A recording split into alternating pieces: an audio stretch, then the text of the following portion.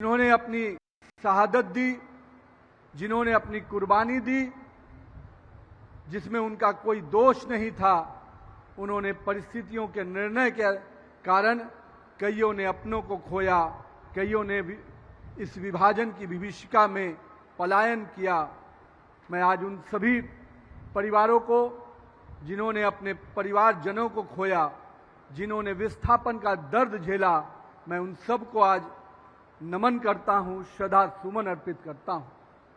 साथ ही साथ उन परिवारों को भी जिन्होंने इस संघर्ष के बाद भी भारत में आकर संघर्ष करते हुए भारत की धरती को, भारत की मिट्टी को अपना किया और आज भारत के विकास में अपना योगदान दे रहे हैं। मैं उन परिवारों को भी नमन करता हूं, अभिनंदन करता हूं। मित्रों, जिन परिवारों ने इस दर्द को झेला, जिन परिवारों ने इस विभीषिका को देखा, अगर उनकी स्मृतियों को थोड़ा भी स्मरण करते हैं तो मैं मानता हूं हम सब के जीवन का उतना कठिन पल शायद ही किसी के जीवन में आया होगा। जब इस 1940 में लाहौर प्रस्ताव में द्वीप राष्ट्र के सिद्धांत की चर्चा हुई, उसी समय इस देश के लोगों को, जो उस समय आजादी के पहले में हमारे लोग थे, उनको अंदाजा मिलने लगा था कि इस देश में जब आजादी मिलेगी तो आजादी का दंश हमें विभाजन के रूप में देखना पड़ेगा। मैं आज इसलिए इस बातों की जिक्र कर रहा हूं मित्रों, जिन्होंने अपने लिए सत्ता देखी थी, जिन्होंने अपने लिए सुनहरे सपने देखे थे, उनको तो सत्ता मिली, पर जिन्होंने आजादी के सपने देखे उनको खून की होली खेलनी पड़ी, उनको अपने परिवारजनों को खोना पड़ा। यह दर्द आज कहीं ना कहीं हम सबके मन में है। और जिन्होंने भी उस सत्ता के हस्तांतरण को कहीं ना कहीं ये सोचकर आगे बढ़ाया कि मुझे इस विभाजन में अवसर दिख रहा था, इस विभाजन में अपना भविष्य दिख रहा था, उन्होंने करोड़ों भारतीयों के भविष्य के साथ खेलते हुए अपने भविष्य को सुरक्षित किया। जब 16 अगस्त 1946 को डायरेक्ट एक्शन डे के रूप में कलकत्ता की सड़कों में जो खूनी अध्याय हुआ, जिसने पूरे देश को सांप्रदायिक हिंसा में के आग में डालने का काम किया, लेकिन जो लोग, अभी चर्चा हमारे वक्ता लोग कह रहे थे और अभी हम लोगों ने जो डॉक्यूमेंट्री देख रहे थे, तो कैसे लोगों को एक विस्थापन का दर्द झेलना पड़ रहा था।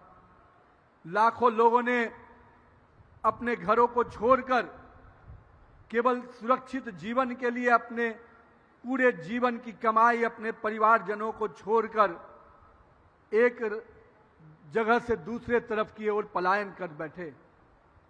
जब वो पलायन कर रहे थे तो उनको ये भी अंदाजा नहीं था कि वो कहां रात गुजारेंगे, कहां वो रहेंगे, कौन सा उनको रोजगार मिलेगा। मैं जब आज इसकी चर्चा कर रहा हूं और मैं जानता हूं कि आज जब लोग पूछते होंगे कि 1947 की बात आज क्यों की जा रही है, मैं आज अपने युवा साथियों को, यहां पर बैठे हुए सभी अपने महानुभावों को मैं प्रधानमंत्री जी की उस सोच के साथ जोड़ना चाहता हूं। प्रधानमंत्री जी ने जब कहा कि हम इस विभाजन विभीषिका को स्मृति दिवस के रूप में मनाएंगे, तो उन्होंने उस काले अध्याय को इसलिए याद रखने के लिए कहा कि जो भी मुल्क अपने इतिहास को नहीं समझता, इतिहास को नहीं जानता या इतिहास पे गर्व नहीं करता है, उसका भविष्य भी सुनहरा नहीं हो सकता है। और इसलिए प्रधानमंत्री जी ने कहा, कुछ लोगों ने तो कभी उस अध्याय को खोलना ही नहीं चाहा, कुछ लोगों ने तो उस पर मिट्टी डालकर उसको दफन करने का प्रयास किया, क्योंकि वो दफन इसलिए कर रहे थे कि उनकी सच्चाई जनता के सामने या आज की पीढ़ी के सामने नहीं आ जाए। आज बड़े बड़े वादे और बड़े बड़े शब्दों का प्रयोग करते हैं। मैं तो स्पष्ट रूप से आज हरियाणा की इस धरती से कहता हूं कि जिन नेहरू गांधी परिवार ने केवल और केवल सत्ता के लिए ही पूरी पार्टी का निर्माण किया था और सत्ता के लिए ही इस देश का बंटवारा किया था मित्रों, और मैं कह सकता हूं आज भी उनकी मानसिकता बदली नहीं है। कल देश को बांटने का काम किया था, आज समाज को बांटने का काम कर रहे हैं। इनकी रीति और नीति में कोई परिवर्तन नहीं आया है मित्रों।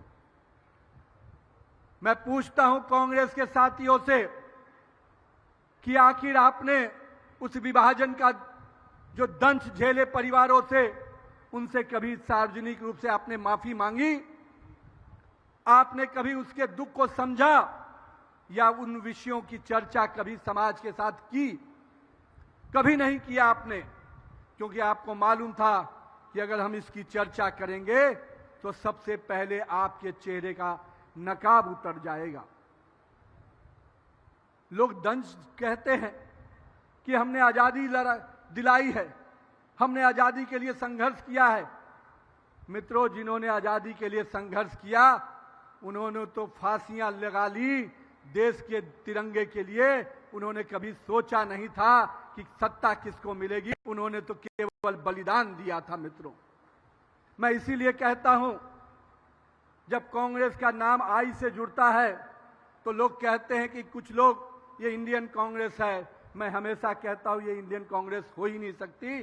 जो कांग्रेस आजादी के लिए लड़ी थी वो कांग्रेस कभी भी देश का बंटवारा की नींव रख ही नहीं सकती। कहीं ना कहीं चंद लोगों ने देश के बंटवारे की नींव रखी और उस समय ही कांग्रेस हमेशा के लिए दफन हो गई मित्रों।